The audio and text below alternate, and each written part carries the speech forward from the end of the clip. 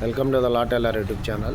ఇప్పుడు నేను చెప్పే టాపిక్ ఏంటంటే, చాలామందికి క్రిమినల్ కేసుల్లో లిస్ట్ ఆఫ్ ఎమోస్ అని ఉంటుంది.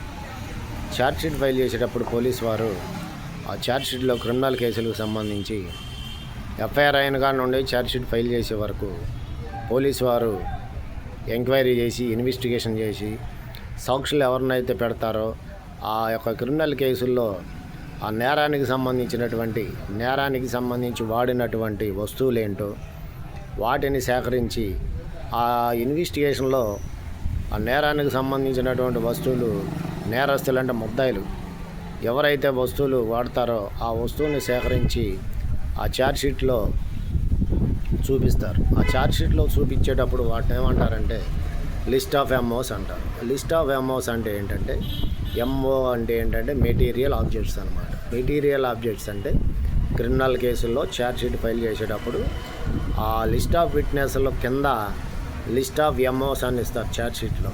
ఆ లిస్ట్ ఆఫ్ ఎమోస్ అని ఇవ్వటాన్ని ఏమంటారంటే, ఫర్ ఎగ్జాంపుల్ మర్డర్ కేసు ఉంది. ఆ మర్డర్ కేసులో ఛార్జ్షీట్లో లిస్ట్ ఆఫ్ ఎమోస్ ఏముంటాయి?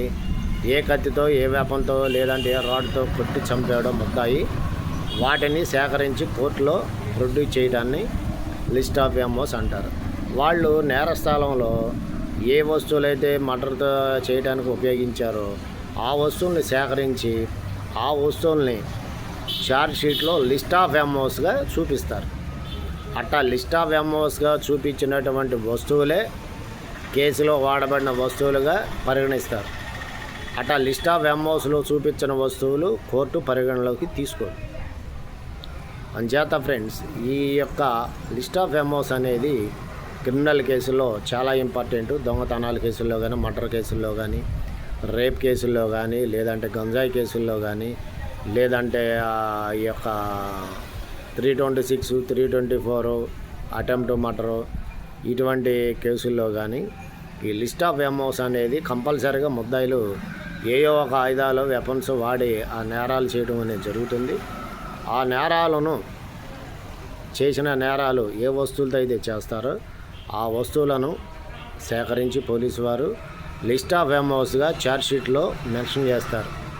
ఆ ఎమోస్లో ఫస్ట్ ఇది కత్తి, రకరకాల ఎన్ని వస్తువులు అయితే పోలీసు వారు ఇన్వెస్టిగేషన్లో సేకరించారో నేరానికి సంబంధించి ఆ వస్తువులన్నీ మెటీరియల్ ఆబ్జెక్ట్స్గా ఛార్జ్షీట్లో చూపించాలి.